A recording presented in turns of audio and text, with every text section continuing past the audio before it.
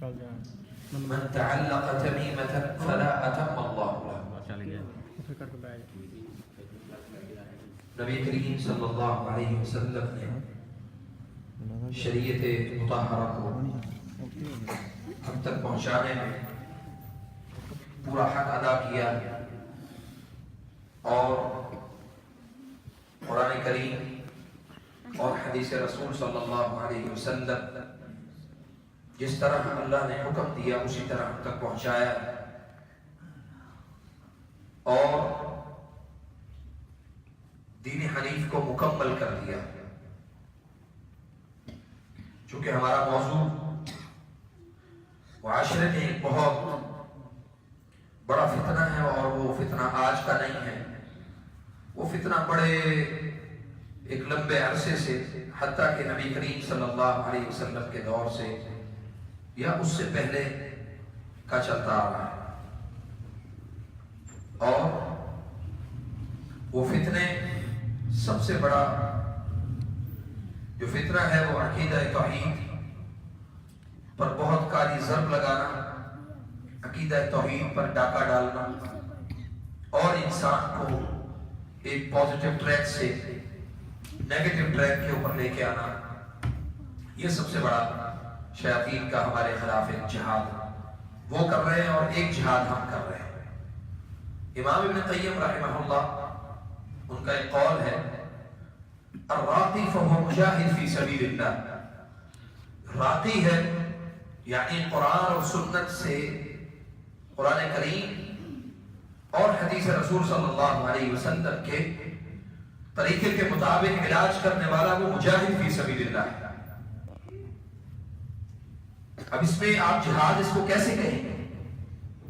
ایک جہاد ہے کہ آپ دشمن کے خلاف میدان جہاد میں گئے، وہاں پہ جا کے آپ نے جنگ کی اور سارے معاملات کیے، کوئی اس میں غازی ہو گیا، کوئی شہید ہو گئے، کچھ مال غنیمت آ گیا.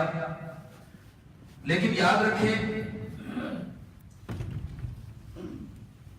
کہ ایک سب سے بڑا جہاد ہمارے معاشرے میں مسلمانوں کے عقائد کو بچانا ہے.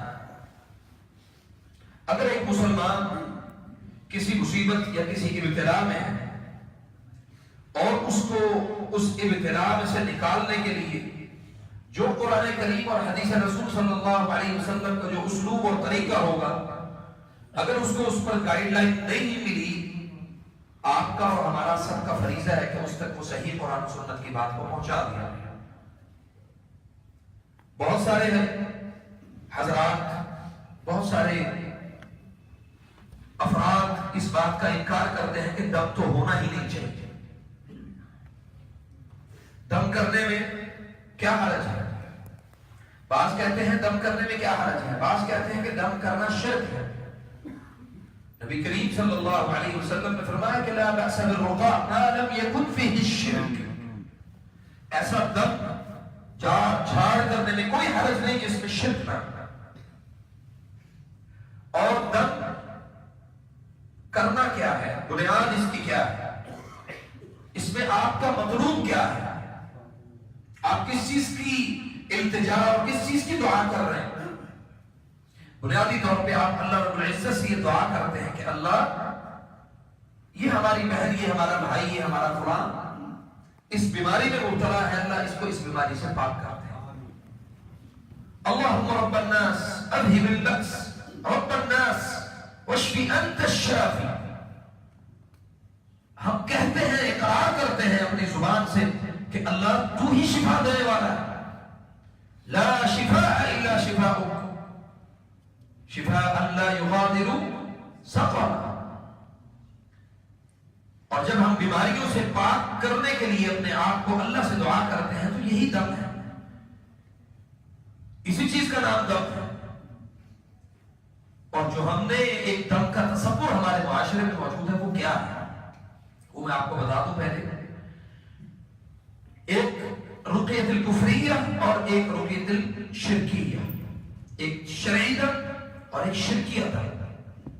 شرعی دم وہ دعائیں مسنون، بسم اللہ الذی لا یضر مع اسمہ شیء فی الارض ولا فی السماء والسمیع العلیم، اپنے آپ کو اللہ کی حفاظت میں دینا اور صبح و شام کے اذکار کرنا، دعائیں کرنا، قرآن کریم کی تلاوت کرنا، مسنون اذکار کو اپنی زندگی کا حصہ بنانا.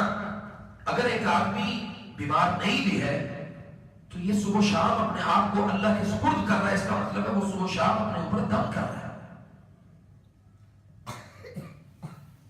صحابہ اکرام رضوان اللہ علیہم اجمعین نے نبی کریم صلی اللہ علیہ وسلم سے یہ سوال کیا تھا کہ ہمیں بتائیں کہ ہم دور جاہلیت میں دم جھاڑ کیا کرتے تھے، اسلام قبول کرنے کے بعد بھی ہم یہ کام کر سکتے ہیں؟ تو نبی کریم صلی اللہ علیہ وسلم نے فرمایا کہ ایسا دم کرنے میں کوئی حرج نہیں جس میں شرک نہ ہو،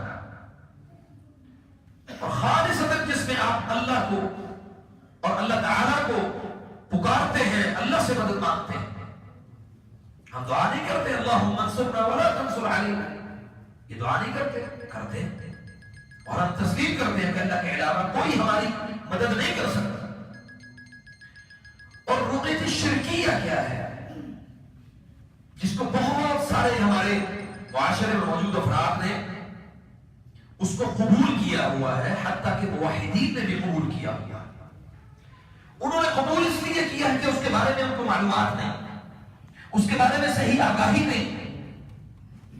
میرا پورے پاکستان میں الحمدللہ مختلف جگہ پہ جا کے اس موضوع کو بنیاد بنا کر درس و تدریس کرنے کا صرف اور صرف ایک مقصد ہے کہ ہر گھر میں ایک شخص ایسا ضرور ہو جو اس چیز پر مکمل معلومات رکھتا ہو، قرآن اور حدیث سے علاج کو صحیح معنوں میں سمجھتا ہو. تو الحمدللہ اللہ تعالیٰ نے ہمارے اس پروگرام اور اس کام کے ذریعے سے اللہ نے اس میں بہت لوگوں کے ذہن کلیئر کیے ہیں، لوگوں کے جو اذہان اور قلوب ہیں مختلف وساوس تھے اللہ نے وہ بہت دور کیے ہیں. جو رقیت الشرکیہ ہے وہ کیا ہے؟ پچھلے ہفتے ہمارا ایک پروگرام تھا گجرانوالہ میں، وہاں پہ ایک شخص نے، اہل حدیث ہے، ہمارا بھائی ہے، سب مسلمان جو ہیں وہ ہمارے بھائی ہیں، صرف معلومات کی، علم کی کمی کی وجہ سے یہ ہمارے درمیان تھوڑی تفریق ہے. اس بھائی نے سوال کیا کہ کیا آپ میرا اور میری ماں کا نام پوچھ کے آپ مجھے حساب کر کے بتا سکتے ہیں کہ میرے اوپر کیا مسئلہ ہے؟ کیا ہمارے معاشرے میں افراد ایسے کتنوں کے پاس جاتے ہیں جن کو جا کے کہتے ہیں کہ یہ میرا نام ہے، یہ میری والدہ کا نام ہے، یہ میرا لباس ہے، یہ میرا ہاتھ ہے، یہ میرا ماتھا ہے، یہ میرا ہاتھ ہے، اس کو چیک کر کے بتاؤ کہ مجھے کیا مسئلہ ہے. سبحان اللہ العظیم، کسی بھی شخص کے پاس کوئی علم غیب نہیں، اور ہم نے ان تمام چیزوں کو ان لوگوں کے سپرد کر دیا ہے جو رقیت الشرکیہ کرنے والے ہیں، شرکیہ دم کرنے والے ہیں. ہم نے ان کے سپرد کر دیا یہ معاملہ، اور یہ ہمارا کنسپٹ بہت مجموعی طور پہ بڑا مضبوط ہے کہ کوئی بھی شخص، مثلا کوئی شخص راقی دم کرنے والا، وہ کسی کو دیکھ کے بتا سکتا ہے، وہ کبھی بھی دیکھ کے، اگر تو وہ شیاطین اور جنات سے مدد لیتا ہے تو وہ آپ کو بتائے گا، اور اگر نہیں مدد لیتا تو آپ کو نہیں بتا سکے. کسی کا چہرہ دیکھ کے، کسی کا ہاتھ دیکھ کے آپ کسی کو اس کی قسمت اور اس کی قسمت کا حال کس طرح بتا سکتے ہیں؟ کوئی شخص نہیں بتا سکتا. یہ ہمارا ایمان ہے.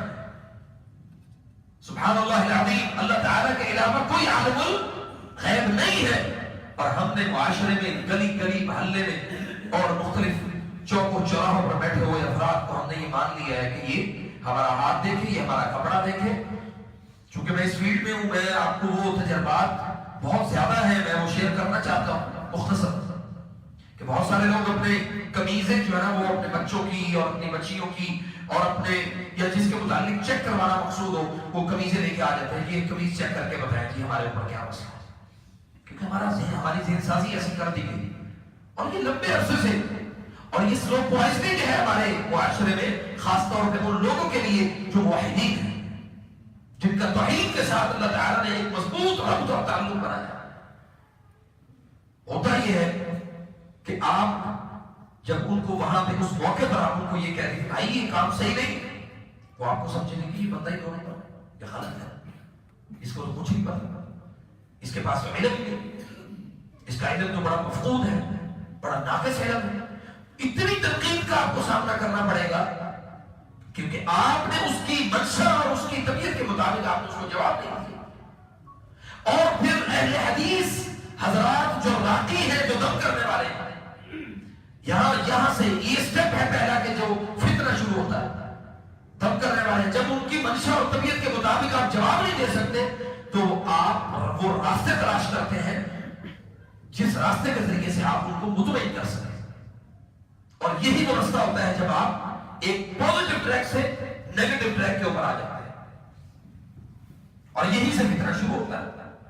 فتنہ بڑھتا اتنا بڑھتا ہے کہ آپ لوگوں میں مشہور ہو جاتے ہیں کہ یہ بندہ جو بات کرتا ہے وہ حرف آخر ہے، بڑی پازیٹیو، بڑی اچھی بات کرتا ہے، اس لیے تو میرا سارا کچا چٹا کھول کے میرے سامنے رکھتا ہے.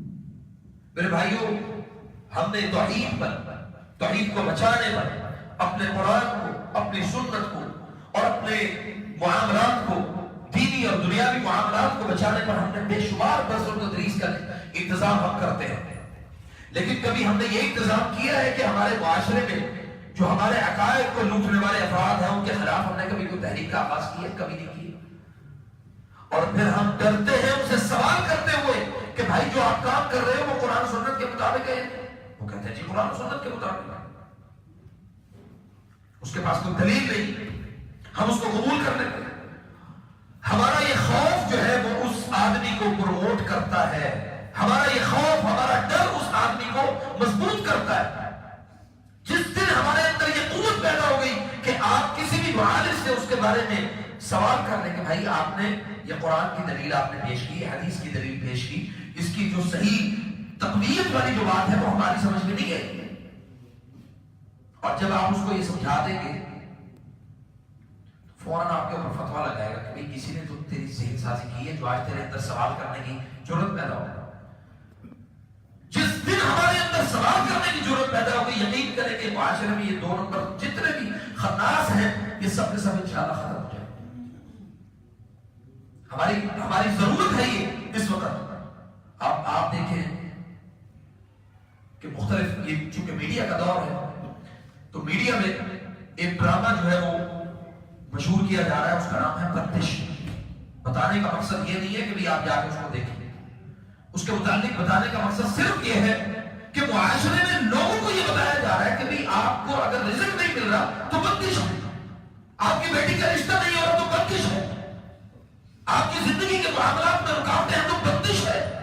یہ بندش لفظ ہماری زندگی کا حصہ بنا دیا ہے خناس کو، اور اس کو بڑے مضبوط طریقے سے پروموٹ کیا جا رہا ہے.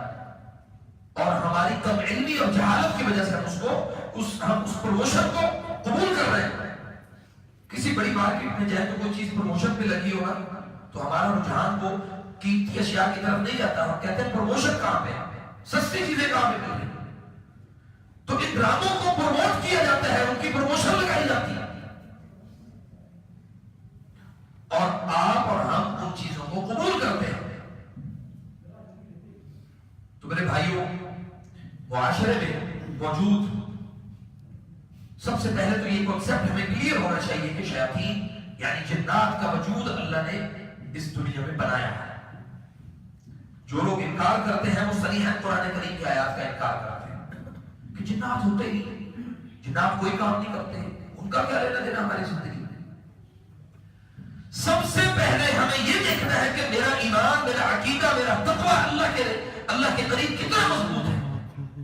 اس کے بعد پھر ان الشیطان لکم عدو فاتخذوه عدوا. ان الشیطان لکم عدو، یہ شیطان تمہارا دشمن ہے. فاتخذوه عدوا، اس کی عداوت، اس کی دشمنی کو قائم رکھو، اس کے ساتھ دوستی نہ لگاؤ.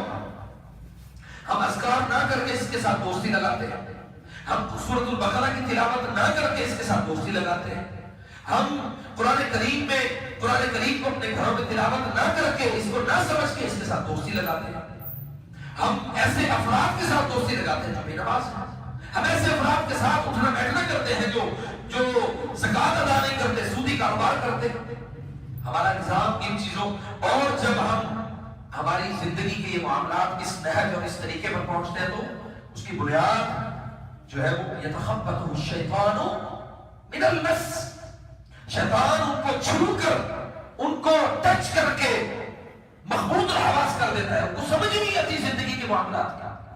نبی کریم صلی اللہ علیہ وسلم نے فرمایا ان الشیطان یجری من ابن آدم کما یجری الدم، ابن آدم کے جسم میں شیطان کیسے دوڑتا ہے؟ جیسے اس کا خون دوڑتا ہے، سر سے پاؤں تک۔ اور وسوسہ آپ کا دیوار میں لکھا ہوا نہیں آپ کو نظر آتا، وسوسہ دل میں پیدا ہوتا ہے۔ ہم ایک آیت پڑھتے ہیں الذی یوسوس فی صدور الناس، یہ وسوسہ پیدا کرنے والا کون ہے ہمارے دلوں میں؟ شیطان۔ تو اس لیے ہماری جو دشمنی ہے، دشمن سے ہمیں چکنا رہنا چاہیے یا اس کے ساتھ دوستی لگانی چاہیے۔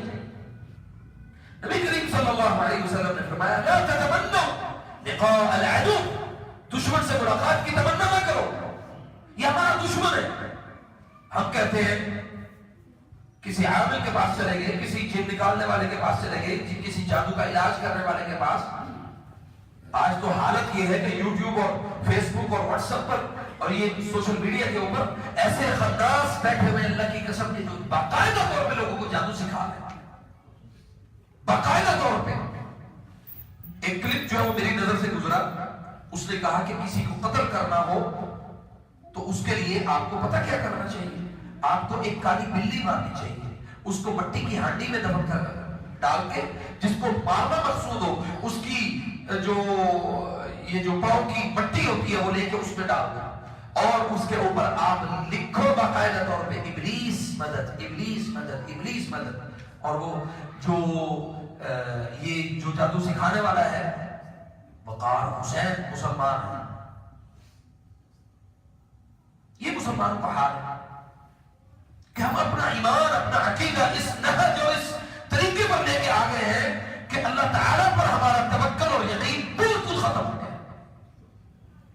ذرا ٹٹولے اپنے آپ کو صبح سے شام تک دیکھیں کہ میری زندگی کے جو صبح و شام ہے، دوپہر ہے، میری زندگی میں اللہ پر بھروسہ کتنا ہے، اللہ پر یقین کتنا ہے، میں اپنے معاملات کو اللہ کے سپرد کر کے کتنا اللہ پر یقین رکھتا ہوں، حلال اسباب کو اختیار کر کے میرا اللہ پر یقین کتنا مضبوط ہوتا ہے۔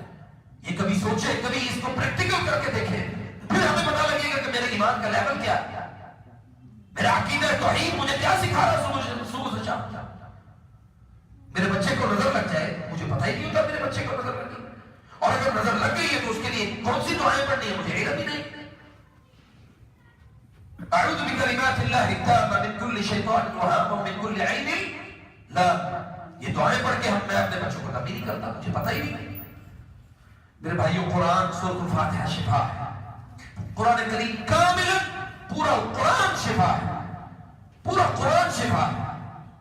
لیکن شفا کے لیے، شفا کے حصول کے لیے مسائل اور آلام اور تکلیفوں سے، غم و غم سے نکلنے کے لیے سب سے پہلا جو اسلوب اور طریقہ ہے وہ عقیدہ توحید ہے۔ اگر عقیدہ توحید نہیں ہے تو قرآن کریم کی شفا نہیں۔ ایک آدمی اس کے گلے میں تعویذ دی ہے اور وہ کہتا ہے کہ میں نے اللہ سے شفا لینا ہے۔ ایک آدمی ہے جو قبروں پر جا کے سجدہ بھی کرتا ہے، دوسری طرف کہتا ہے میں نے اللہ سے شفا بھی لینی ہے، میں اللہ کو بھی پکاروں۔ یہ سارے کے سارے مسائل کا مجموعہ صرف ایک ہے کہ ہمارا عقیدہ توحید ڈسٹرب ہے اور بڑے لیول پہ ڈسٹرب ہے۔ میں صبح پڑھتا ہوں اصبحنا واصبح الملک للہ، شام کو پڑھتا ہوں امسینا وامسی الملک للہ، اصبحنا علی فطرت الاسلام امسینا علی فطرت الاسلام۔ کیا میری فطرت اسلام میں یہ چیزیں داخل ہیں جو صبح سے شام تک میں کام کرتا ہوں؟ یہ سوال اپنے آپ سے دہرائیں گے، یقیناً انشاءاللہ نتیجہ آپ کے سامنے آ جائے گا۔ اب اگلا مرحلہ یہ ہے کہ جنات کے وجود اور ان کا کام ہمارے معاشرے میں کیا ہے، اور معاشرے میں بیٹھے ہوئے عامل کس طرح سے جنات سے کام لے کر آپ کی اور میری زندگی کو عقیدہ توحید نہ ہونے کی وجہ سے ڈسٹرب کرتے ہیں۔ سب سے پہلی چیز یہ ہے کہ ہمارا عقیدہ ہے کہ جو بھی کام، جو بھی معاملہ ہوتا ہے وہ میرے اللہ کے حکم سے ہوتا ہے، الا باذن اللہ، اللہ کے حکم کے بغیر کوئی کام نہیں ہوتا، حتیٰ کہ جادو بھی اللہ کے حکم سے ہی اثر کرتا ہے۔ بنیادی طور پہ جادو کا اثر ہونا، شیاطین کا ہمارے اوپر غلبہ پانا، ہماری زندگی کو ڈسٹرب کرنا، یہ ساری کی ساری چیزیں یہ اللہ کی طرف سے ایک آزمائش ہے۔ آزمائش ہے کہ آپ بیماری مصیبت میں صحیح کو چوز کرتے ہیں یا غلط، عقیدہ بچاتے ہیں یا عقیدہ برباد کرتے ہیں، ایمان کو بچاتے ہیں یا ایمان کو برباد کرتے ہیں۔ یہ ساری کی ساری چیزوں کو آپ جمع کریں گے تو آپ کے سامنے نتیجہ یہ نکلے گا کہ میرا عقیدہ توحید پر پہلے مضبوط ہونا ضروری ہے، اس کے بعد اللہ کی طرف سے جو مصائب اور آلام آئے ان پر ڈٹے رہنا، ان پر قائم رہنا، اللہ سے دعا کرنا کہ اللہ میرے ایمان کی حفاظت کرنا۔ اللہم احینا مسلمین وتوفنا مسلمین، یہ دعا نہیں کرتے ہیں وتوفنا مسلمین، یا اللہ مجھے مسلمان مارنا۔ اور ان سارے حالات کے پیش نظر ایک حدیث نبی کریم صلی اللہ علیہ وسلم نے فرمایا کہ قیامت کے قریب آدمی صبح کو مسلمانوں کا شام کو کافر ہوگا، اور ایک آدمی شام کو مسلمان ہوگا صبح کو کافر ہوگا۔ اور یہاں پہ آپ اس بات سے یہ چیز اخذ کر سکتے ہیں۔ شیخ صالح فوزان الفوزان کا اس بات پر، اس حدیث پر ان کی تھوڑی سی تفسیر جو ہے میں نے پڑھی تو اس میں انہوں نے کہا کہ آپ اس بات سے یہ اخذ کر سکتے ہیں کہ ایک آدمی صبح کو مسلمان تھا، دوپہر کو اس کو کسی نے مخبوط کیا یا اللہ کی طرف سے کوئی آزمائش آئی، اس فوراً بھاگا ہوا کسی ساحر کے پاس گیا اور اس نے نبی کریم صلی اللہ علیہ وسلم کی اس حدیث کے مطابق کہ جو من اتی عرافا او کاہنا فصدقه فيما يقول فقد كفر بما انزل على محمد صلی اللہ علیہ وسلم، کہ وہ کسی ساحر کے پاس گیا اور جا کے اس کو اپنا احوال بتایا، اس نے اس کو کہا کہ تیرے ساتھ یہ مسئلہ ہے، اس بندے نے اس کی بات کی تصدیق کر دی کہ ہاں میرے ساتھ یہ مسئلہ ہے۔ جب اس نے تصدیق کر دی تو آپ دار اسلام سے خارج ہو گئے، آپ کا اسلام کے ساتھ کوئی تعلق نہیں۔ تو بھائیو ایمان بچانا ضروری ہے، تکلیفیں اللہ کی طرف سے یہ آتی جاتی رہیں گی، اپنا ایمان اپنا عقیدہ توحید اس پر قائم رہنا یہ ضروری ہے۔ چونکہ ہمارے پاکستان میں اس چیز پر کوئی قانون نہیں، اس چیز پر کوئی قانون سازی نہیں کی گئی، اس لیے ہمیں سب سے پہلے اپنا عقیدہ توحید کو بچانا یہ ضروری ہے۔ اور ہم تھوڑا سا آگے آئیں تو شیاطین سے یہ کام کس طرح لیتے ہیں؟ جنات یعنی جادوگر، جادوگر نے کسی کے کہنے پر ایک چلہ شروع کیا، اس چلے میں اس نے اپنے آپ کو ایک دائرہ لگایا، دائرے میں بیٹھ کے اس نے اپنے جسم کے اوپر خراست خباثت نجاست جسم کے اوپر لگا دیا، پھر اس نے تلاوت شروع کر دی قرآن کی۔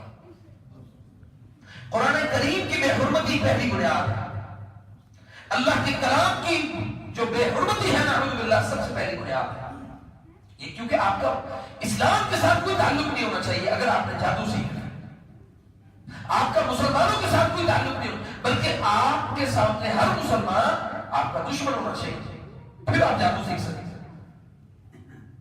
جادو کے عملیات، جادو کے کام، خباستیں نجاستیں، یہ سیکھنے کے لیے ضروری ہے کہ آپ ایسے ہر وہ کام کریں جس سے شیطان خوش ہو۔ تقرب الشیطان، ایک ہے تقرب اللہ، ایک اللہ کی قربت حاصل کر رہے ہیں، شیطان کی قربت حاصل کر رہے ہیں۔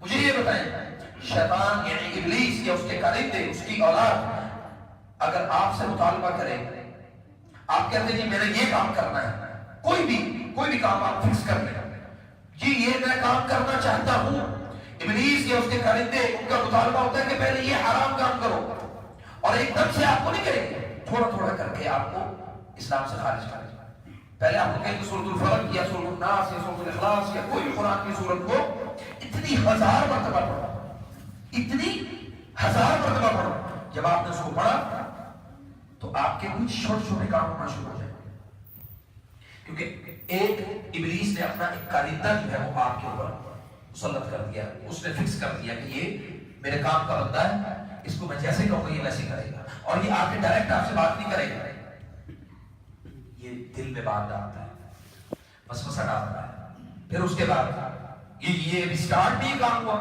پھر آگے وہ کہتا ہے کہ تم اپنے محارم کے ساتھ زنا کرنا، محارم جو اللہ نے آپ کے اوپر حرام کیے ہوئے رشتے ہیں ان کے ساتھ زنا کرنا، پھر اس کے بعد قرآن کریم کو حیض اور نفاس والی جو خون ہے اس کے ساتھ قرآن کریم کی آیات کو لکھو،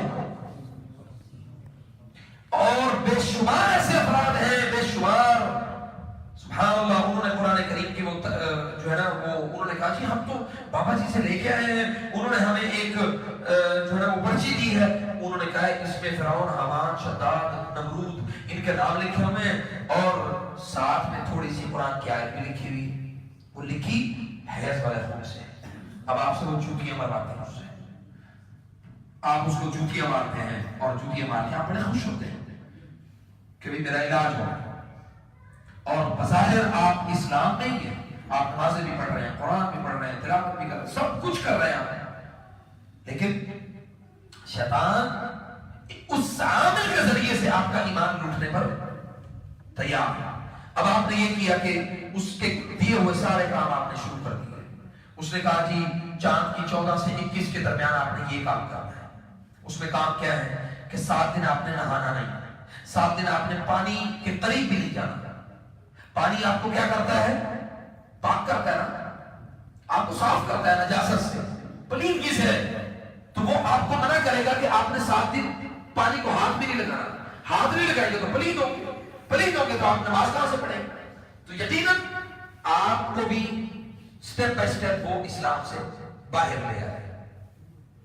اب اس کے بعد اس کے مطالبات ہیں، جی مجھے کالا بکرا لا کے دو، کالی مرغی لا کے دو، فلاں جانور جو کالے رنگ میں ہو خاص اس کو ذبح کرنا ہے۔ گجرانوالہ میں ہم نے ایک یہ پچھلے 2-4 دن پہلے بائی چانس اللہ کی طرف سے ہماری اس مریض سے ملاقات کی آخری دن ہوئی، چونکہ ان کے ادھر بھی کینسر تھا، ادھر بھی مختلف جگہ پہ، تو ڈاکٹرز نے ان کو جواب دے دیا ہوا تھا۔ قرآن کریم کی تلاوت کرتے ہوئے آیات شفا جب ہم اس کے اوپر تلاوت کر رہے ہیں، اس دوران ایک جن جو ہے وہ اس شخص کی زبان سے ہم کلام ہوتا ہے، جو شخص پچھلے 1 ہفتے سے بے ہوش ہے، اس کی زبان سے وہ ہم کلام ہوتا ہے۔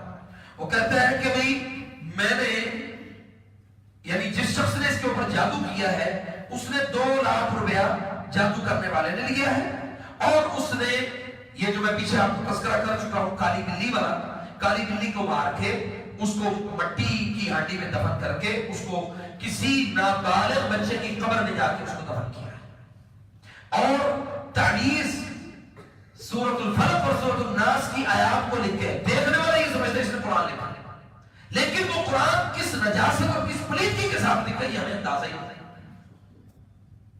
آپ اور میں اقسم باللہ کے اندازہ بھی نہیں کر سکتے کہ ہمارے ایمان اور ہمارے مقدس اشیاء کی کتنی بے حرمتی معاشرے میں ہو رہی ہے۔ یہاں پہ اگر کوئی قرب و جوار میں قبرستان ہے، کوئی درخت یا کوئی ٹہنی ایسی خالی نہیں ہوگی جس کے اوپر تعویذ نہیں، کوئی قبر ایسی نہیں ہوگی جس کے اندر کوئی چیز دفن نہیں ہوگی، کوئی جگہ ایسی نہیں۔ اقسم باللہ کہ ہمارے مردے بھی جو اس دنیا سے جا چکے، جو لوگ ان کی قبریں بھی ان خناس لوگوں کی نجاستوں سے پاک نہیں۔ کون کس سے جا کے سوال کرے؟ تو اس جن نے کہا کہ بھئی جس جادوگر نے یہ جادو کیا تھا اس نے بلی کے منہ میں سورۃ الفلق اور سورۃ الناس حیض والے خون سے لکھ کے بلی کے منہ میں رکھے، بلی کا منہ بند کر دیا، اس نے اوپر سے کالے کپڑے کے ساتھ اس کو پیک کیا، پیک کرنے کے بعد اس نے کیا کیا؟ اس کو دفن کر دیا۔ 19 دن کے اندر اندر یہ شخص دنیا کو چھوڑ کر چلا گیا۔ ہمارا یہ، میں پہلے یہ بات کر چکا ہوں کہ زندگی اور موت کا اختیار اللہ کے پاس ہے۔ موت کے اسباب مقرر ہیں کہ کون کس طرح سے، کوئی حادثے میں مر رہا ہے، کوئی بیماری میں مر رہا ہے، کوئی کس طرح سے، کوئی کس طرح سے، لیکن یاد رکھیں کہ ایک شخص بہت سارے ٹیسٹ کروا رہا ہے، اس کے ٹیسٹ صبح سے شام تک وہ پورا سال اپنا بیچارہ ٹیسٹوں میں لگا دیتا ہے کہ جی آج میں CBC کا، آج میں اپنا الٹرا ساؤنڈ کا اور ڈوپلر سکین کا اور CT سکین کا، MRI کا، مختلف میں نے اتنے بڑے بڑے ٹیسٹ کروائے، میرے ٹیسٹ سارے ٹھیک آ رہے ہیں، لیکن میں بیمار ہوں، میرے ساتھ مسائل ہیں۔ تو آپ اپنے آپ کو قرآن کریم کی تلاوت سے خود چیک کریں، کسی عامل، کسی جادوگر یا کسی راقی کے پاس جانے کی کوئی ضرورت نہیں۔ نبی کریم صلی اللہ علیہ وسلم نے ہمیں وہ سارا کچھ بتا دیا ہے۔ ایک سوال یہاں پہ کہ لوگ یہ کہتے ہیں کہ جی ہمیں یہ والا تھا، اس کی اجازت آپ دیں گے تو ہم کریں گے۔ دم کی اجازت لینا ضروری ہوتا ہے. کیا نبی کریم صلی اللہ علیہ وسلم نے صحابہ کرام کو یا کسی ایک صحابی کو مخصوص کر کے یہ کہا تھا کہ صرف تم نے یہ کام کرنا ہے, کسی اور نے نہیں کرنا؟ جو احکامات میرے لیے نازل ہوئے وہی احکامات آپ کے لیے نازل ہوئے, جو کام آپ کے لیے نازل ہوا وہی کام میرے لیے نازل ہوا. یہ بسم اللہ الذی لا یضر مع اسمہ, میں مثال دے رہا ہوں, یہ ایک دعا جو ہے یہ صرف میرے لیے نازل ہے, سب کے لیے نازل ہے. سر میں درد ہو تو نبی کریم صلی اللہ علیہ وسلم نے فرمایا بسم اللہ بسم اللہ بسم اللہ اعوذ بعزت اللہ من قدرتی من شر ما اجد واحاذر, یہ والی دعا پڑھ کے دم کرو, آپ کا درد ٹھیک ہو جائے گا. اور بھائیوں, جو ہم یقین جادو کرو بر کر رہے ہیں وہی یقین ہمارا جو ہے وہ کنورٹ نہیں ہو سکتا, اللہ کی طرف نہیں آ سکتا. کتنے افراد ایسے جو اپنے گھر میں کسی اپنے بچے کو, اپنی بچی کو یا اپنے گھر کے افراد کو خود دم کر سکتے ہیں؟ کوئی ایک ہاتھ کھڑا کر کے بتائے کہ جو اپنے گھر میں خود دم کر سکتا ہے. الحمدللہ. ہمیں قرآن کریم سے علاج کرنا خود آنا چاہیے. قرآن اور وہ مسنون اشیاء جو طب نبوی سے ماخوذ ہیں, یا وہ مجربات یعنی علاج بالاعشاب جڑی بوٹیوں کے ذریعے سے وہ علاج جو آپ کو اور مجھے سب کو آنا چاہیے. بنیادی طور پہ یہ ہماری ضرورت ہے. جس طرح ہمارے گھروں میں ضرورت ہے نا آج کل وائی فائی کی, اس سے بڑی ضرورت ہمارے گھروں میں ان چیزوں کے اوپر صحیح معلومات ہونا, یہ سب سے بڑی ہماری ضرورت ہے. رات کو 2 بجے کسی کا فون آ جائے, جی علی بھائی میرے بچے کو دم کر دے, سو نہیں رہا, بہت چیخ رہا ہے, چنگھاڑ رہا ہے. میں اکثر دن رات کو یہ سوال مجھ سے, میں پہلے سوال کرتا ہوں پھر الحمدللہ ان کو بتا دیتا ہوں کہ آپ مجھے یہ بتائیں کہ آپ کے لیے قرآن کریم کوئی اسپیشل نازل ہونا ہے یا میرے لیے کوئی اسپیشل نازل ہوا؟ سب کے لیے ایک ہی ہے نا, نسخہ ایک ہے, مختلف تو نہیں. یا آپ کے پاس مختلف ہو, میرے پاس ہاں رنگوں میں, اس کی بائنڈنگ میں, چھوٹے بڑے سائز میں, یہ ضرور ہے, لیکن اس کے حروف کلمات سب کچھ ایک ہے. جب ہمیں یہ معلوم ہے کہ قرآن کریم میرے اور آپ کے لیے سب کے لیے ایک ہے, تو ہم خود کیوں نہیں سیکھتے کہ ہمیں قرآن کریم سے علاج کرنا آنا چاہیے؟ ہم خود کیوں نہیں سیکھتے؟ اور یہ ہماری ضرورت ہے, یہ ہماری بہت بڑی ضرورت ہے کہ اگر کوئی بچہ رو رہا ہو تو آپ اس کو پڑھ کے سورۃ فاتحہ پڑھ کے دم کریں, سورۃ الفلق اور سورۃ الناس پڑھ کے خود دم کریں, آیت الکرسی پڑھ کے خود دم کریں. بجائے اس نے کہ آپ, اس کا معنی یہ ہے کہ آپ کی اللہ تعالیٰ نہیں سن رہا, جس کو آپ دم کے لیے کہہ رہے ہیں اللہ اس کی زیادہ سن رہا ہے, اللہ اس کی زیادہ سنتا ہے, یا اللہ اس کے ساتھ زیادہ مخلص ہے. اپنا تعلق اللہ کے ساتھ مخلص کرے, اخلاص کے ساتھ, مخلصین لہ الدین, اپنے اخلاص کو اللہ کے سامنے پیش کرے. اللہ تعالیٰ آپ کی باتوں کو, ہر چیز کو اللہ تسلیم بھی کرے گا, سنے گا بھی, مانے گا بھی, اور آپ کی مرادیں, آپ کے سارے معاملات اللہ پورا کرے گا. یاد رکھیں کہ ہمیں معلومات ہونا بہت زیادہ ضروری ہے. اگر رقیت شرکیہ ہے تو رقیت یعنی رقیت شرعیہ ہے تو رقیت الکفریہ بھی ہے. ایک حق ہے اور ایک باطل ہے. جب ہمیں حق اور باطل کے بارے میں معلومات ہے کہ ایک حق ہے, اور حق کیا ہے؟ قرآن اور حدیث اور محمد رسول اللہ صلی اللہ علیہ وسلم کی سیرت, صحابہ کرام, یہ حق ہے. اور باطل جو اس کے مخالف ہے وہ باطل ہے. بڑا سمپل سا فارمولہ ہے کہ جو قرآن اور حدیث کی بات کو توڑ کے پیش کرے وہ باطل ہے, اور اس چیز کو چھپا کے پیش کرے, کتمان حق, حق کو چھپانا یہ بھی باطل ہے. بہت سارے لوگ کہتے ہیں جی علی بھائی یہ دم ہمیں آپ سیکھنے کے لیے کتنا وقت درکار ہے؟ میں کہتا ہوں جتنا وقت آپ کا اللہ کے ساتھ اخلاص بنانے میں ہے اتنا وقت چاہیے. پہلے آپ کا اخلاص اللہ کے ساتھ ٹھیک ہو, اس کے بعد آپ کا رقیہ بھی انشاءاللہ باذن اللہ اللہ تعالیٰ سنے. تو یہ ٹٹولے یہ اپنے آپ سے تلاش کریں, اپنے آپ سے سوال کریں کہ میرا اللہ کے ساتھ خلوص کتنا ہے, تو اللہ تعالیٰ اس میں بہت زیادہ برکتیں بھی دے گا انشاءاللہ، اور اللہ تعالیٰ آپ سے قرآن اور سنت کا، قرآن اور حدیث کا کام بھی لے گا. اور یاد رکھیں کہ یہ علاج بالقرآن و سنت یہ ہمارے معاشرے کی اشد ترین ضرورت ہے، اور اس کے متعلق آگاہی، علم حاصل کرنا یہ ہمارا بہت بڑا فریضہ ہے. اور الحمدللہ عرب میں، سعودی عرب میں مختلف جو بڑے عرب ممالک ہیں ان میں جو دم کرنے والا ہے اس کو ایک رخصہ دیا جاتا ہے، رخصہ رقیہ، دم کرنے کے لیے اجازت نامہ کہ یہ کفریہ کام نہ کرے، کفریہ اور شرکیہ عمل نہ کرے. یہاں پہ کون ہے پوچھنے والا؟ کوئی پوچھنے والا نہیں، کوئی کسی سے سوال کرنے والا نہیں. تو اس وجہ سے ہمارا جو معاملات ہیں بہت زیادہ ڈسٹرب ہیں. اللہ تعالیٰ ہمیں عمل کی توفیق عطا فرمائے. فجزاکم اللہ خیر. آپ کے کوئی سوال ہو تو ضرور سوال کریں.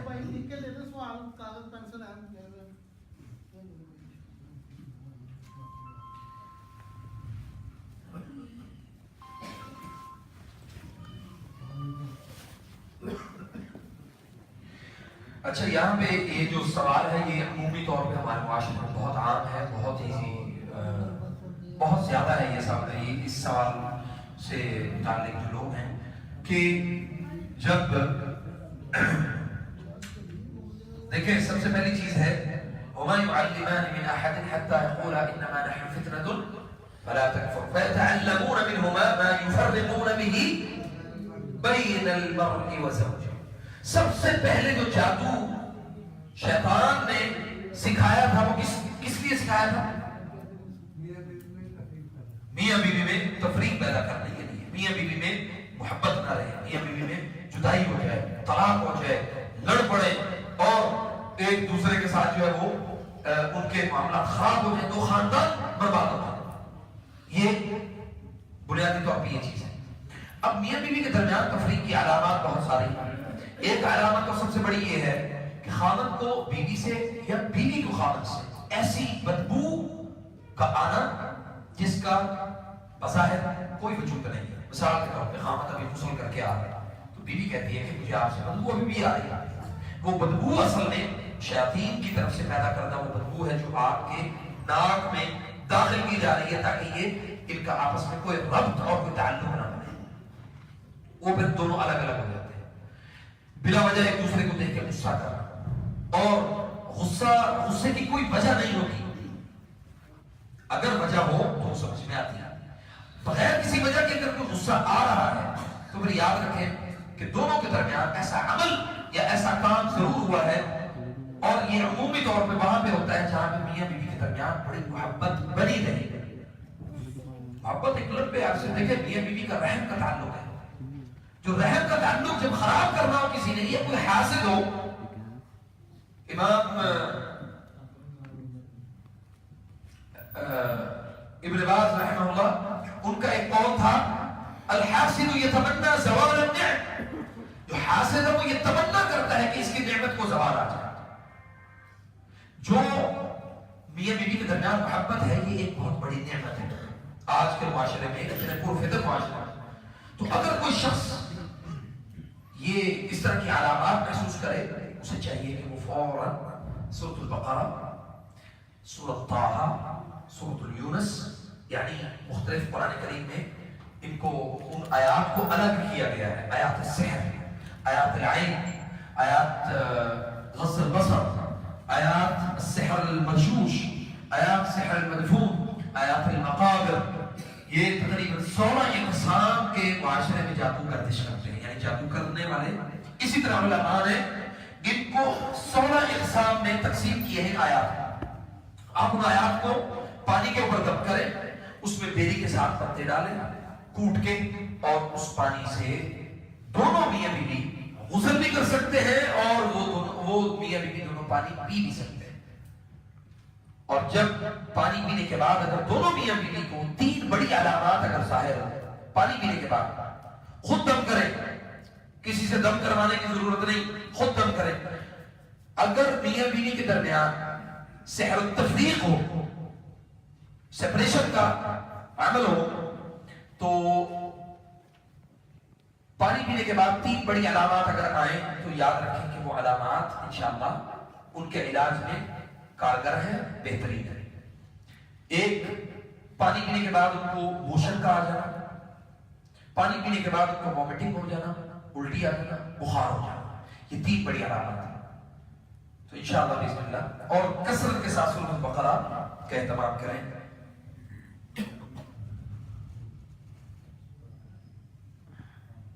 یہ ایک سوال ہے کہ زندگی میں بہت زیادہ مایوسی، یہ ذہن میں رکھیں، سحر الحوادث یہ کوئی عامل نہیں کرتا۔ اگر انسانوں میں جادو کرنے والے افراد موجود ہیں تو جنات میں بھی عملیات جادو کرنے والے افراد موجود ہیں، جادو کرنے والے جن خود موجود ہیں۔ اس لیے بسم اللہ الذی لا یضر مع اسمہ شیء فی الارض ولا فی السماء السمیع العلیم، صبح و شام کیوں ہم پڑھیں؟ اس لیے کہ صبح سے شام تک اور شام سے اگلی صبح تک ہم اللہ کی حفاظت کریں۔ تو السحر الحوادث یہ ان کی طرف سے جادو ہوتا ہے، اور اس میں انسان کو مایوسی، بہت زیادہ یعنی وہ نفسیاتی مریض بن جاتا ہے، خودکشی کا ارادہ کرتا ہے، اپنے آپ کو بہت کمزور ثابت کرتا ہے عملاً، معاشرے میں وہ ایک فعال کردار ادا نہیں کرتا، پوزیٹو کردار ادا کرنے والا وہ شخص نہیں ہوتا۔ تو اس کے لیے کیا کرنا چاہیے؟ سورۃ الم نشرح، سورۃ البقرہ، آخری 3 قل الم نشرح، یعنی سورۃ البقرہ، سورۃ الم نشرح اور آخری 3 قل اپنے اوپر خود دم کریں، پانی میں دم کریں، اس پانی سے غسل بھی کریں اور اس پانی کو استعمال بھی کریں۔ پانی میں بیری کے پتے ضرور استعمال کریں۔ ہمارے ایک دوست ہیں انگلینڈ میں، وہ پتے یہاں سے منگواتے ہیں پاکستان سے، کیونکہ وہاں پہ ملتے نہیں، ہمارے پاس موجود ہے تو ہمیں ان کی قدر نہیں، ان کو استعمال کریں۔ اچھا جی، خواب میں بھینس کو دیکھنا، بار بار دیکھنا، اور کسی ایک ہی خواب بار بار ریپیٹ ہوگا، چونکہ آپ کے خوابوں کا آپ کی زندگی کے ساتھ بڑا گہرا تعلق ہے، اور جو آپ ہر انسان کے ساتھ اللہ نے ایک قرین کو پیدا کیا ہے، اور وہ قرین اگر آپ پوزیٹو ہیں تو وہ آپ کے ساتھ پوزیٹو ہے، اگر آپ نیگیٹو ہیں تو آپ کے ساتھ نیگیٹو ہے۔ وہ اگر آپ اللہ کی مدد کر رہے ہیں، یعنی ان تنصروا اللہ ینصرکم ویثبت اقدامکم، اگر آپ اللہ کے دین کے لیے کام کر رہے ہیں تو وہ آپ کو آپ کی مدد، یعنی اللہ تعالیٰ اس کو آپ کی مدد میں لگا دیتا ہے، اور اگر آپ اللہ کی مدد نہیں کر رہے اور شیطان کی مدد کر رہے ہیں تو وہ شیطان کی مدد میں آپ کے ساتھ پورا تعامل کرتا ہے۔ اب آپ دیکھیں کہ اللہ کی مدد کے لیے آپ کے راستے بڑی مشکل سے کھلتے ہیں، اور کفر اور جو یعنی عقائد کو خراب کرنے والے جو معاملات ہیں ان میں آپ کے راستے بڑی آسانی سے کھلتے ہیں۔ آپ اس چیز کا اندازہ اس بات سے کر لیں کہ اگر محلے میں، معاشرے میں کسی ایک بچے کو کوئی جادو حسد نظر کا کوئی مسئلہ ہو جائے تو اس میں اتنے زیادہ خواتین و حضرات ان گھر والوں کو جا کے بتاتے ہیں، جی میں فلاں بابے کو گئی سی، یا میں فلاں بابے کو گیا سی، فلاں جگہ پہ فلاں، اس میں جادوگروں کا پتہ بتانے والے آپ کو زیادہ ہیں جو قرآن سننے سے علاج کرنے والے، ان کا پتہ بتانے والے بہت کم، اس لیے آپ کے راستے بند ہو جاتے ہیں۔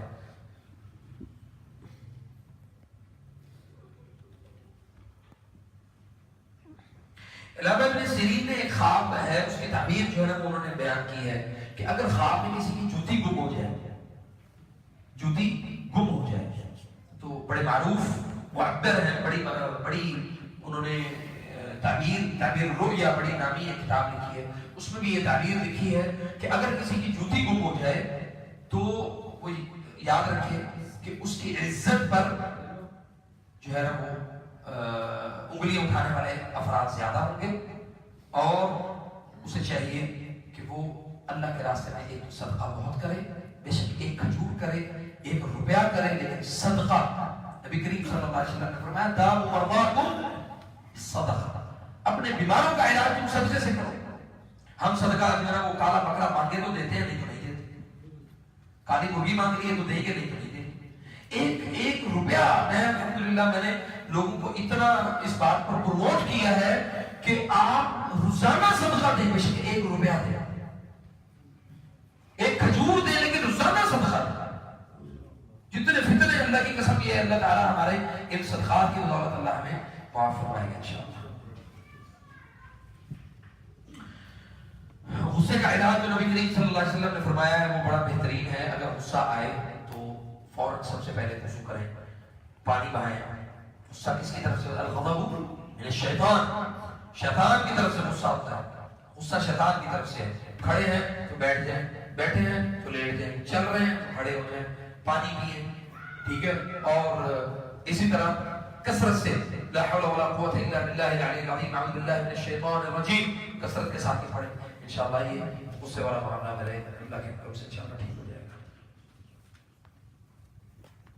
اچھا، یہ جو ایک اکثر یہ جو سوال ہے یہ عام ہے، عمومی یہ سوال ہے کہ اکثر لوگ یہ شکایت کرتے ہیں کہ ہمارے گھروں میں ہمیں ایسا محسوس ہوتا ہے جیسے جنات ہمارے گھر میں رہتے ہیں۔ اچھا، اس کو کہتے ہیں عامر البیت۔ گھروں میں جنات کا آنا جانا یہ ایک لازمی امر ہے، لازمی بات ہے، گھروں میں رہتے ہیں، کوئی اس میں شک نہیں۔ اب کرنا کیا چاہیے کہ اگر ایسی کیفیت ہو تو نبی کریم صلی اللہ علیہ وسلم نے ہمیں فرمایا ہے کہ جس گھر میں سورۃ البقرہ کی تلاوت کی جاتی ہے اس گھر سے شیطان بھاگ جاتا ہے۔ یکفر الشیطان من البیت، تو شیطان اس گھر سے دور ہٹ جاتا ہے۔ تو بعض لوگ کہتے ہیں کہ جی گھر کے چاروں کونوں میں اذان دو پھر بھی بھاگ جائے گا۔ یہ مجرب ہے، یہ تجربہ ہے، لیکن یہ میرے تجربے میں یہ چیز نہیں ہے کہ اذان گھر کے چاروں کونوں میں دینے سے، کیونکہ شیطان نے کوئی کونا محسوس نہیں کرنا، وہ تو بیٹھ کے نیچے بھی آ سکتا ہے، بیٹھ کے اوپر بھی آ سکتا ہے، تو چاروں کونوں سے کیا تعلق ہے اس کا؟ اس لیے چاروں کونوں سے بچنا چاہیے۔ گھر میں ویسے ہی اذان دیں آپ، اور سورۃ البقرہ اونچی آواز میں خود تلاوت کریں۔ بعض لوگ کہتے ہیں جی 41 دن پڑھیں گے تو فائدہ ہوگا۔ 41 دن بھی محسوس نہ کریں، اس میں دنوں کا تعین نہ کریں۔ دنوں کا تعین کرنا اس کے باوجود لوگوں کے گھروں میں مسئلہ ہوتا ہے، تو پھر سورۃ البقرہ کوشش کریں کہ ایک ہی مجلس میں ایک ہی جگہ پہ بیٹھ کے مکمل کر لیں۔ اگر نہیں اس کا بے شک 2 صفحے پڑھیں، 1 صفحہ پڑھیں، لیکن روزانہ کی بنیاد پہ اس کی عادت بنا لیں انشاءاللہ۔ ایک ہمارے دوست ہیں ڈاکٹر وحید الزمان ان کا نام ہے، الحمدللہ بالکل یعنی وہ قرآن کے حافظ نہیں تھے، سورۃ بقرہ پڑھنی شروع کی، اتنی پڑھی حفظ ہو گئی۔ اب وہ کہتے ہیں میں گھر سے نکلتا ہوں، اپنے آفس پہنچتا ہوں تو الحمدللہ میں اپنے جو ہاسپٹل پہنچنے سے پہلے الحمدللہ سورۃ بقرہ مکمل پڑھ لیتا ہوں۔ عادت بنا لیں، 1 صفحہ پڑھ لیں، 2 پڑھ لیں، تو انشاءاللہ اللہ تعالیٰ اس میں فائدہ۔ اونچی آواز میں پڑھ لیں، آہستہ پڑھ لیں، لیکن پڑھیں۔ لوگ کہتے ہیں جی گھروں میں لگائیں، لفظ لگانے کا نہیں ہے، یقرا کا ہے، گھروں میں پڑھنے کے لیے۔ اور اگر مثال کے طور پہ گھر کے 2 افراد ہیں، دونوں ہی قرآن نہیں پڑھ سکتے تو وہ لگا سکتے ہیں، لیکن پہلے ہی آپ کی آخری حد تک یہ کوشش ہو کہ سورۃ بقرہ خود پڑھے، خود اس کی تلاوت کرے۔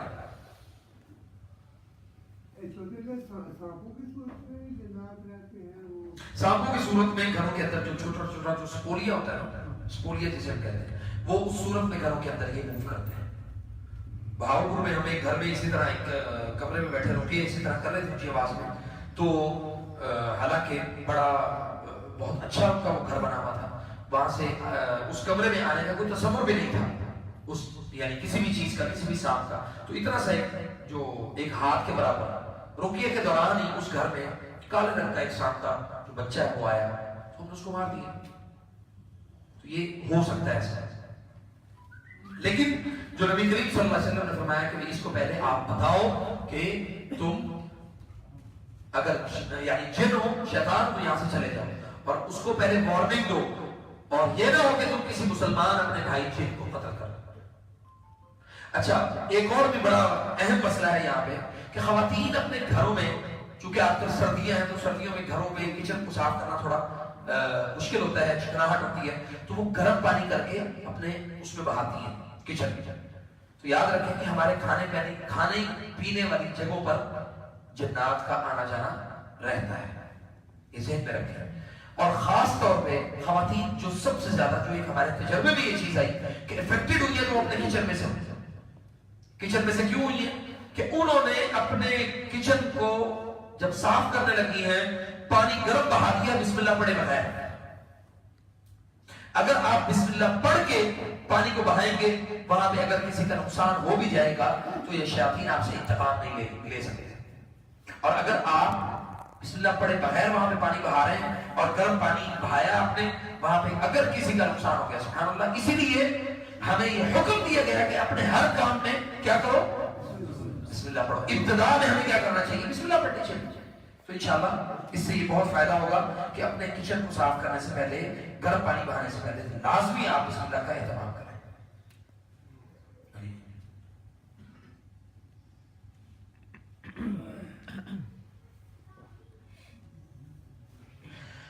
یہ جو مسئلہ ہے یہاں پہ، یہ جو ہماری بہن نے لکھا ہے کہ جب گھر میں آنا ہوتا ہے تو طبیعت زیادہ خراب ہوتی ہے، گھر سے باہر ہو تو طبیعت بالکل ٹھیک رہتی ہے۔ یہ ذہن میں رکھیں کہ ایک السحر تحت العتب، ایسا جادو جو کسی وزن کے نیچے رکھا جاتا ہے۔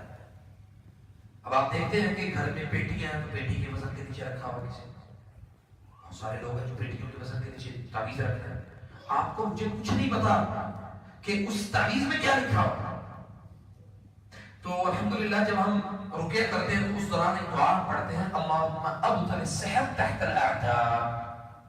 اپنے گھر کی ان ساری چیزوں کو جو وزنی ہے ان کو اٹھا کے اچھے طریقے سے ان کو چیک کریں، اور سمندری نمک اور بھٹکڑی، یہ دو چیزیں مکس کر کے سورۃ البقرہ پڑھیں اس پانی کے اوپر، پورے گھر کو اس پانی سے صاف کریں باذن اللہ۔ یہ جو مسئلہ ہے کہ گھر میں آ کے تکلیف کا ہونا اور معاملات میں خرابی ہونا، انشاءاللہ یہ بہتر ہو جائے گا۔ جادو اور بیماری میں فرق کیسے کر سکتے ہیں؟ دیکھیں، جادو ایک ہوتا ہے سحر المرض، بیماری کا جادو۔ آپ کے سر میں درد ہوتا ہے، آپ پیراڈول کھاتے ہیں، 2 گھنٹے کے بعد پھر شروع ہو جاتا ہے۔ کمر میں درد ہوتا ہے، آپ نے کوئی بھی پین کلر یا کوئی بھی اینٹی بایوٹک، آپ نے کوئی میڈیسن لی، اس کے بعد آپ کا وہ درد کچھ لمحات کے لیے ٹھیک ہوا، پھر شروع ہو گیا۔ اگر آپ کی بیماری میڈیکل سائنس اس کو پروف کر دے تو آپ میڈیکل سائنس سے اس کا مکمل ٹریٹمنٹ کریں، اور اگر میڈیکل سائنس اس کو پروف نہ کر سکے، میں ایک ایسے شخص کو جانتا ہوں جو انشاءاللہ اللہ کے فضل اور اس کی رحمت، اس کے کرم سے 19 دن بے ہوش رہنے کے بعد اعلیٰ خان کے ہاسپٹل کے ڈاکٹروں نے ان کو کہا کہ آپ کو کوئی بیماری نہیں۔ 19 دن صرف اور صرف ہم نے رقیہ سحر المرض، بیماری کا جادو کا جو دم ہے، یعنی وہ آیات شفا ہے، اس میں آیات سحر ہے، وہ ان کے اوپر، وہ ان کو، چونکہ وہ بے ہوش تھے، وہ خود تو پڑھ نہیں سکتے تھے، تو ہم نے ان کے کان کے نزدیک کو چلا دیا۔ تو الحمدللہ وہ کل وہاں سے کراچی سے واپس آ گئے۔ تو ڈاکٹروں نے کہا کہ جب یہ الحمدللہ یہ ہمارے بزرگ ہیں وہ ٹھیک ہو گئے، تو انہوں نے کہا کہ میں میڈیکل سائنس سے ہٹ کے بھی آپ سے کوئی بات کر سکتا ہوں؟ یعنی میڈیکل سائنس آپ نے زور لگا لیا، 28 لاکھ روپے کے ٹیسٹ کر کے آپ نے اتنا، مطلب صرف ایک نہیں، بہت سارے لوگ ہیں جو اتنا پیسہ صرف ٹیسٹوں پر لگا دیتے ہیں کہ مجھے یہ بیماری ہے، یہ بیماری ہے، یہ، لیکن نکلتی ٹیسٹوں میں کوئی بیماری نہیں نکلتی۔ حتیٰ کہ مجھے آج ایک فون آیا، میں آپ کو مزے کی بات بتاؤں کہ خاتون نے فون کیا کہ جی میری جو بہو ہے، اللہ تعالیٰ نے اس کو، اس کے ہاں ایک رحمت ہے، امید ہے، تو ڈاکٹرز نے 3 مہینے تک جو ہمیں یہ بتایا کہ بھئی حمل ہے، 4تھے مہینے سے اب 6واں مہینہ ہو گیا، وہ کہتے ہیں حمل ہے ہی نہیں، لیکن حرکت بھی فیل ہو رہی ہے، جسم کے اندر پورا اللہ تعالیٰ کا ایک وضع کردہ جو نظام ہے اس کے مطابق ساری طبیعت بھی ویسی ہے۔ تو اب ہم نے کوئی پیسیوں جگہ میں جا کے ہم نے وہ چیک اپ کروایا تو وہ کہتے ہیں کچھ بھی نہیں۔ میں نے انہیں کہا کہ آپ ایسا کریں، سورۃ العلق، اقرأ بسم ربک الذی خلق، خلق الانسان من علق، اقرأ وربک الاکرم الذی علم بالقلم، یہ والی پوری سورت اپنی اس بیٹی کو سنائیں۔ انہوں نے سنانے کے بعد وہ جا کے ٹیسٹ کروایا تو سارا کچھ ٹھیک تھا۔ یعنی شیاطین، جنات، یہ آپ کی جو مشینری ہے اس کو بھی ڈسٹرب کر سکتے ہیں۔ آپ کے موبائل، میں نے ایک ہماری بہن تھی جسے آپ سے آئی ہوئی، ان کے موبائل میں میں نے رقیہ ان کو جو ہے وہ بھر کے دیا، میں نے کہا یہ آپ گھر میں جا کے سنا کریں اس کو۔ تو گھر جانے سے پہلے ان کے موبائل سے رقیہ ڈیلیٹ ہو چکا تھا، نہیں سن پائے، ان کو پتہ ہی نہیں کہ وہ کہاں گیا. یہ ایک نہیں، بہت یہ لے جا سکتے ہیں. اگر ملکہ بلقیس کا تخت لا سکتے ہیں تو یہ کچھ بھی کر سکتے ہیں. تخت لا سکتے ہیں کہ نہیں؟ اللہ نے ان کو قوت دی. تو سونا، جواہرات، پیسہ، مال، آپ یقین کریں کہ ایک شخص ہے جن کو انہوں نے مجھے بتایا کہ میں نے نا ان کو دھوکہ دینے کے لیے اپنی سیف کو لاک کیا، اس میں نقلی پیسے بھی رکھے اور اصلی بھی رکھے، لیکن گڈی ایک ہی بنائی. نقلی جو ہے اس سیف کی چابی بھی صرف میرے پاس. رات کو کس وقت آنکھ لگ گئی، صبح اٹھ کے دیکھا اور میں کمرے میں اپنے لاک کر کے سویا. میرے کمرے میں کوئی داخل نہیں ہو سکتا تھا. تو جو نقلی پیسے تھے وہ میری سیف میں پڑے تھے، اصلی سارے لے گئے تھے. یہ کس صورت میں ہوتا ہے کہ آپ کو معاشی طور پہ نقصان دینے کے لیے کس صورت میں ہوتا ہے؟ جب آپ کا کسی کے ساتھ کوئی کیس، کوئی لڑائی، کوئی جھگڑا چل رہا ہو، عدالتوں میں موجود ہو، اور آپ اس کی کوشش یہ ہوگی کہ کسی عادل کے پاس جا کے یہ کہے کہ یار اس بندے کو اتنی قوت نہ رہے اس کے پاس یہ کیس لڑے اور یہ خود آ کے ہمارے ساتھ صلح کر لے. چونکہ میں پہلے شروع میں ایک بات کر چکا ہوں کہ ہمارا عقیدہ مضبوط نہیں ہے. اس بات کو مان لیں، ماننے میں کوئی حرج نہیں. عقیدہ توحید کا مضبوط ہونا ضروری ہے. عقیدہ توحید مضبوط ہوگا تو آپ دیکھیں کہ حضرت عمر رضی اللہ تعالیٰ عنہ سے شیطان کیوں سائڈ ہوتا تھا؟ کیوں ہوتا تھا سائڈ؟ عقیدہ مضبوط تھا، انہیں پتہ تھا، اور وہ ان کے اندر ایک قوت تھی اور غیرت تھی ایمان. ہمارے اندر کہاں ہے غیرت؟ ہمارے سامنے کچھ بے شمار لوگ باتیں کرتے نہیں، باتیں سناتے نہیں ایک دوسرے کو، سوائے ہمارے پاس تنقید کے اور کوئی راستہ نہیں.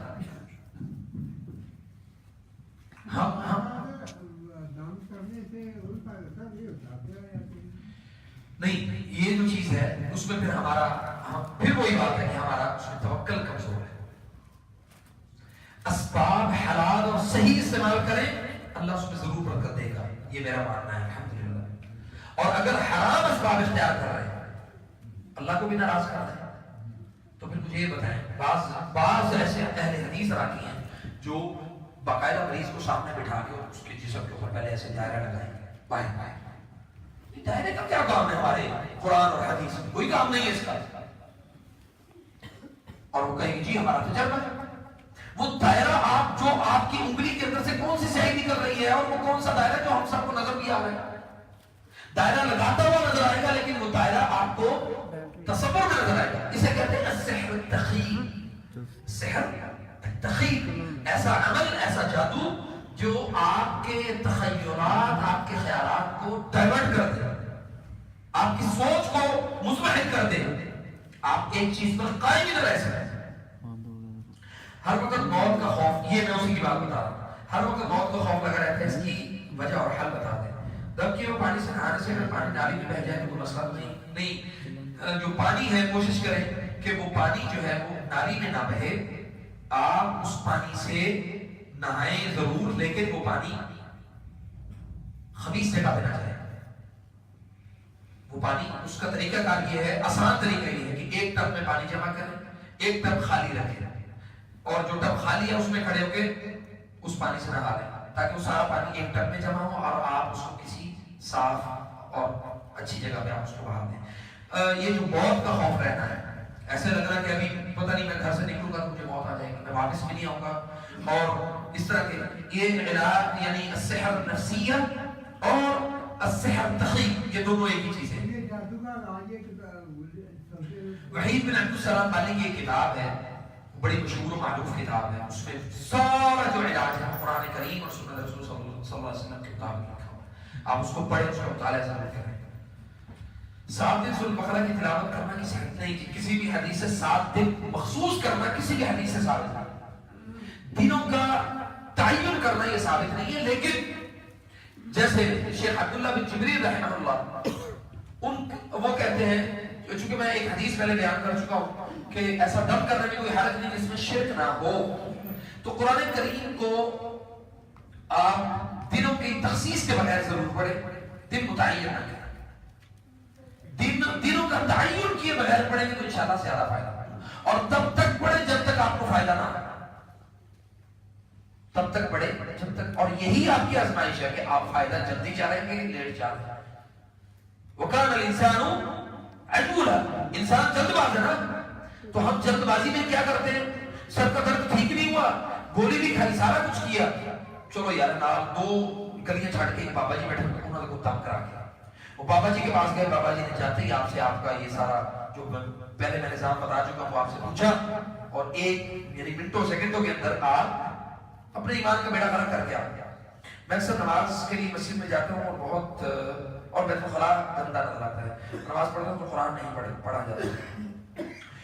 یہ ہے مس الشیطان، مس یتخبطہ الشیطان من المس. یاد رکھیں کہ ایک بیماری ہے جو ہمارے معاشرے میں موجود ہے، السحر، تعطیل الزواج، تعطیل الزواج. اور بہت سارے ہمارے بزرگ، ہمارے مائیں اس چیز کا شکار ہیں. تو تعطیل الزواج کا معنی ہے کہ شادیوں میں طول، آپ نے ایک جگہ پہ شادی کرنے کی کوشش کی، دو جگہ پہ کی، تین جگہ پہ کی، آخر چوتھی جگہ پہ ہو گئی، لیکن ایک بچی کا رشتہ 70 جگہ سے ریجیکٹ ہو جائے تو کیا، 100 جگہ سے ریجیکٹ ہو جائے، اور ایک سٹیج ایسی آئے کہ وہ بچی خود کہنے لگ جائے میں نے اب رشتہ کرنا ہی نہیں.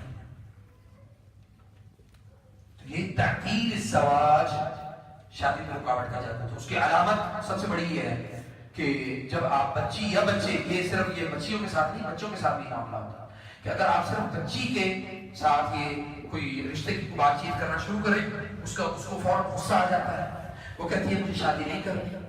اور یہ دوسرے اس میں لازمی نہیں ہوتا کہ کسی نے جادو ہی کیا ہو، اس میں ایک اگلا سٹیپ ہے، وہ ہے مس العاشق. خاص طور پہ وہ خواتین جو ایام حیض میں ہو، اور ایام حیض میں قرآن کی تلاوت چھوڑ دینا، تلاوت اذکار بالکل ترک کر دینا. تلاوت کرنے میں کوئی ممانعت نہیں، لیکن قرآن کو ٹچ نہیں کرنا. قرآن کو، زبان تو پاک ہے نا، زبان پاک ہے، اس لیے قرآن کریم کی تلاوت کا بالکل بند کر دینا. یہ ان دنوں میں ہوتا ہے کہ جب ہماری خواتین خاص طور پہ خوشبو کا استعمال کریں اور خود کو بہت زیادہ پناہ سنبھال کے رکھیں، بہت زیادہ، اور تنہائی اختیار کریں. اسی طرح لڑکے خود کو بہت زیادہ پناہ سنبھال کے رکھنا، نمازوں کا معمول کے مطابق نہ ہونا، صبح شام کے اذکار کا نہ ہونا. یہ ان شیاطین کی طرف سے یہ بیماری ہے کہ اس میں جو لڑکے ہوتے ہیں ان کو بہت زیادہ احترام کا مسئلہ ہوتا ہے، اور جو خواتین ہوتی ہیں ان کو جو ایک خواتین کی بیماری ہے لیکوریا، اس کا بہت زیادہ مسئلہ ہوتا ہے. آپ ہزاروں دوائیاں کھا لیں گے آپ کو فائدہ نہیں.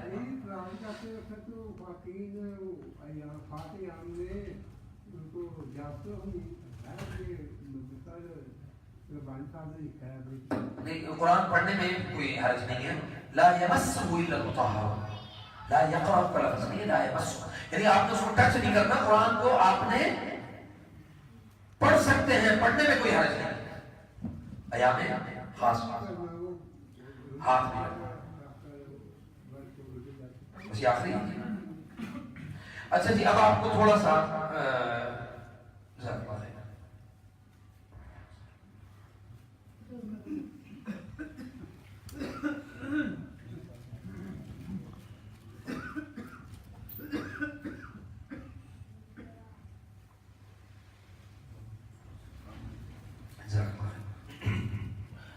اچھا اب آپ کو تھوڑا سا کوئی 5-7 منٹ کا کہ رقیہ دم آپ اگر گھر میں کریں تو آپ کو کیسے کرنا چاہیے، اور اپنے دوست احباب کو، رشتہ داروں کو آپ ان کو بھی یہ بتا سکتے ہیں. انشاءاللہ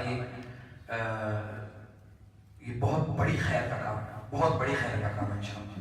تو اس میں آپ نے کرنا کیا ہے، کوشش کریں کہ جو احباب آپ کے پاس گھر میں موجود ہیں ان کو ایک جگہ پہ جمع کریں. انفرادی طور پہ بھی دم کرنے میں کوئی حرج نہیں ہے، اور اجتماعی طور پہ بھی دم کرنے میں کوئی حرج نہیں ہے.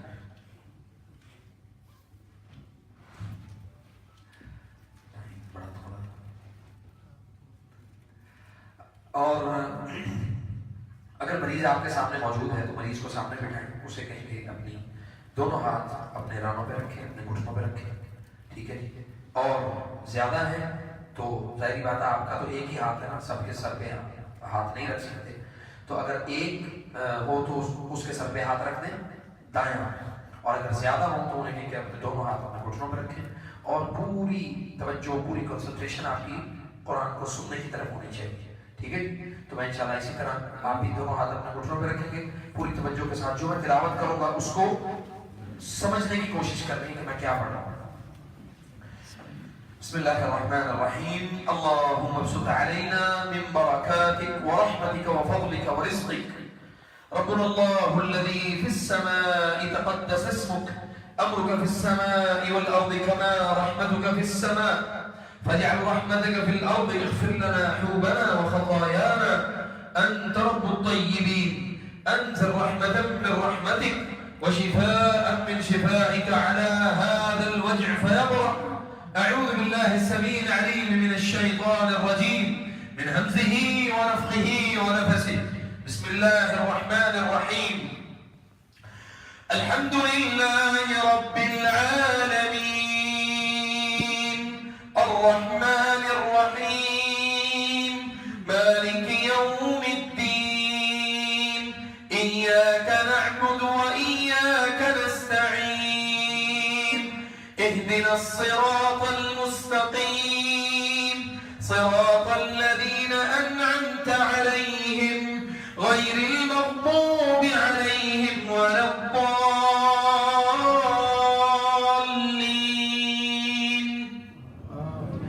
الحمد لله رب العالمين الرحمن الرحيم مالك يوم الدين إياك نعبد وإياك نستعين اهدنا الصراط المستقيم صراط الذين أنعمت عليهم غير المغضوب عليهم ولا الضالين.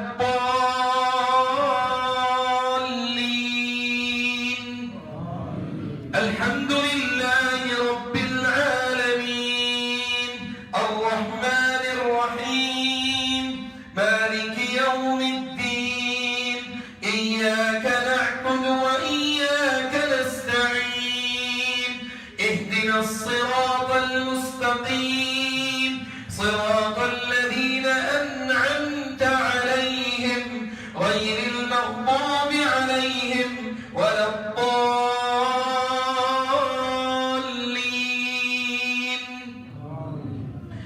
ألف لام ميم ذلك الكتاب لا ريب فيه هدى للمتقين الذين يؤمنون بالغيب ويقيمون الصلاة ومما رزقناهم ينفقون والذين يؤمنون بما أنزل إليك وما أنزل من قبلك وبالآخرة هم يوقنون أولئك على هدى من ربهم وأولئك هم المفلحون. أعوذ بالله من الشيطان الرجيم واتبعوا ما تتلو الشياطين على ملك سليمان وما كفر سليمان ولكن الشياطين كفروا يعلمون الناس السحر وما أنزل على الملكين ببابل هاروت وماروت وما يعلمان من أحد حتى يقولا إنما نحن فتنة فلا تكفر فيتعلمون منهما ما يفرقون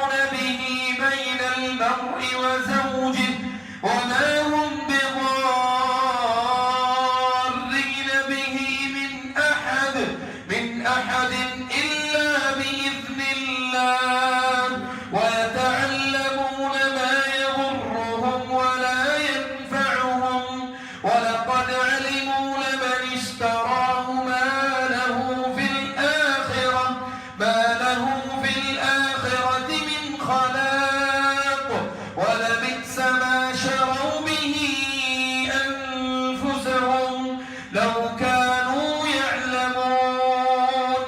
أعوذ بالله من الشيطان الرجيم.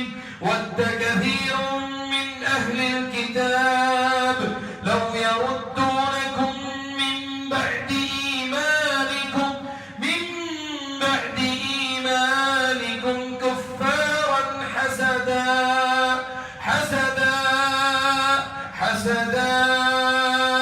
حسدا من عند أنفسهم من بعد ما تبين لهم الحق فاعفوا واصفحوا حتى يأتي الله بأمره إن الله على كل شيء قدير. أعوذ بالله من الشيطان الرجيم. وأوحينا إلى موسى أن ألق عصاك فإذا هي تلقف ما يأفكون فوقع الحق وبطل ما كانوا يعملون فغلبوا هنالك وانقلبوا صاغرين وألقي السحرة ساجدين قالوا آمنا برب العالمين رب موسى وهارون. أعوذ بالله من الشيطان الرجيم. بسم الله الرحمن الرحيم. قالوا يا موسى إما أن تلقي وإما أن نكون أول من ألقى قال بل ألقوا فإذا حبالهم وعصيهم يخيل إليه من سحرهم أنها تسعى فأوجس في نفسه خيفة موسى قلنا لا تخف إنك أنت الأعلى وألق ما في يمينك تلقف ما صنعوا إنما صنعوا كيد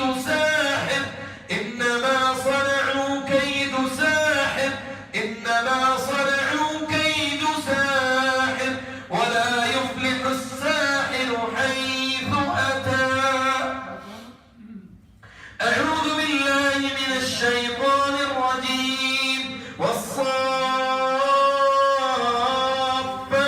صفا فالزاجرات زجرا فالتاليات ذكرا إن إلهكم لواحد رب السماوات والأرض وما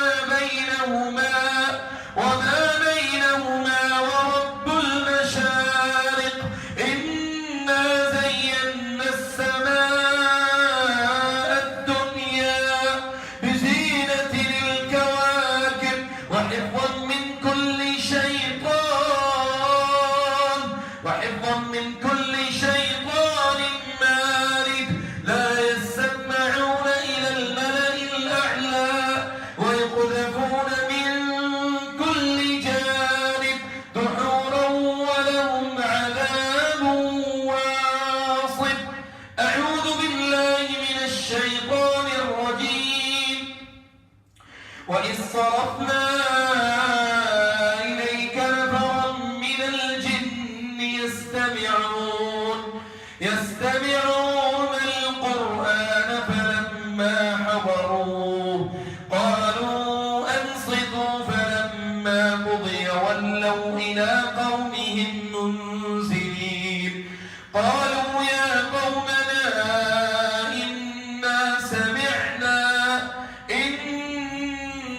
سمعنا كتابا أنزل من بعد موسى مصدقا لما بين يديه يهدي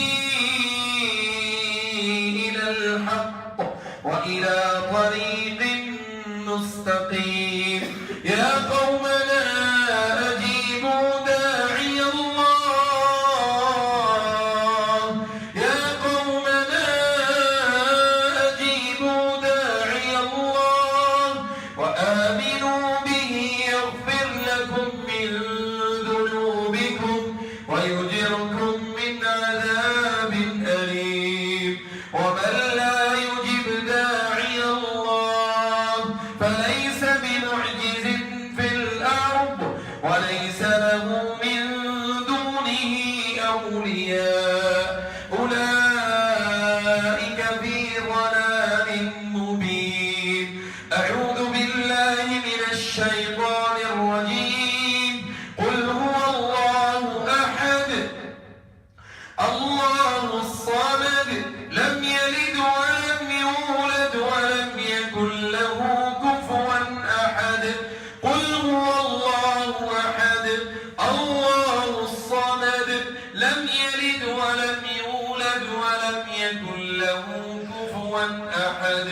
قل هو الله أحد الله الصمد لم يلد ولم يولد ولم يكن له كفوا أحد. قل هو الله أحد الله الصمد لم يلد ولم يولد ولم يكن له كفوا أحد.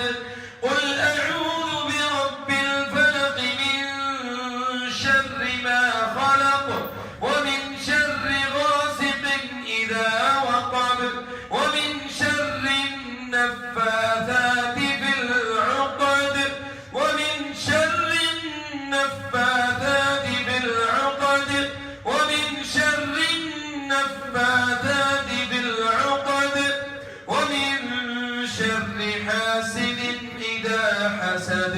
قل أعوذ برب الناس ملك الناس إله الناس من شر الوسواس الخناس الذي يوسوس في صدور الناس من الجنة والناس.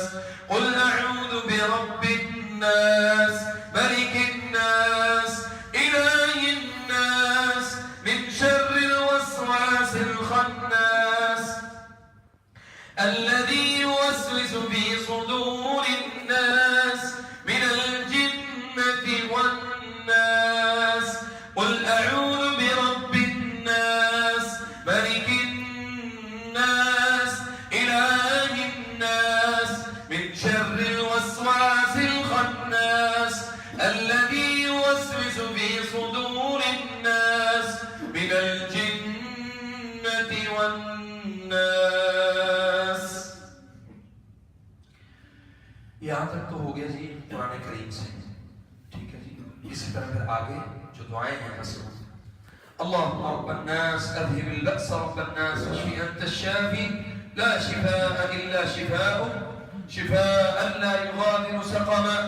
अल्लाहुम्मा रब्बन नास अज़हिबिल बअस रब्बन नास वश्फि अंता शाफी ला शिफाअ इल्ला शिफाउक शिफाअन ला युगादिरु सक़मा। अल्लाहुम्मा रब्बन नास अज़हिबिल बअस रब्बन नास واشف أنت الشافي لا شفاء إلا شفاؤك شفاء لا يغادر سقما. بسم الله تربة أرضنا بريقة بعضنا يشفى سقيمنا بإذن ربنا. بسم الله يبريك ومن كل داء يشفيك ومن شر كل نفس أو عين حاسد أو عين حاقد أو عين ساحر الله يشفيك. بسم الله يرقيك لا بأس عليك طهور إن شاء الله. سقول إن شاء الله بإذن الله تعالى إن شاء الله.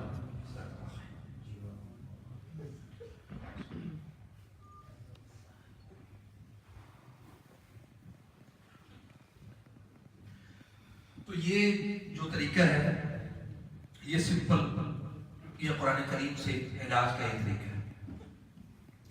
अगर कोई शख्स आपसे आपका नाम, आपकी वालदा का नाम, आपसे कपड़ा, आपसे बाल, नाखून, जिस्म का कोई भी खास हिस्सा, कोई भी खास असर आपसे तलब करे وہ اہل حدیث ہو، وہ دیوبندی ہو، بریلوی ہو، شیعہ ہو، کسی بھی جماعت سے، کسی بھی فرقے سے اس کا تعلق ہے، وہ ساحر ہے، ساحر جادوگر ہے. ٹھیک ہے جی، پہلی چیز. دوسرے نمبر پہ اگر کوئی طلب کرتا ہے تو کبھی بھی اس کو نہ دیں. اگر آپ کے اوپر کچھ نہیں بھی ہوگا تو وہ آپ کے اوپر جادو کر کے آپ کو دے گا، تاکہ آپ اس کے پاس اس کا آنا جانا، روٹین، اس کے معاملات، مشہوری، سب کچھ اس کا چلتا رہے. ٹھیک ہے جی. اور اللہ تعالیٰ سے بہت زیادہ دعا کریں، اللہ تعالیٰ ہماری جو پریشانی ہے اللہ ان کو دور فرمائے، اور جو امراض ہیں جادو، حسد اور نظر کے، اللہ ہمیں ان سے بھی محفوظ فرمائے. اور جو بھی ہماری بہنیں، ہمارے بھائی کہیں بھی بیمار ہیں، اللہ ان کو اس بیماری سے دور فرمائے، اور ہمیں سمجھ دے کہ ہم اپنا ایمان اور عقائد اور سارے معاملات کو ہم کس طرح سے محفوظ رکھ سکتے ہیں. جزاکم اللہ خیر. السلام علیکم ورحمۃ اللہ وبرکاتہ.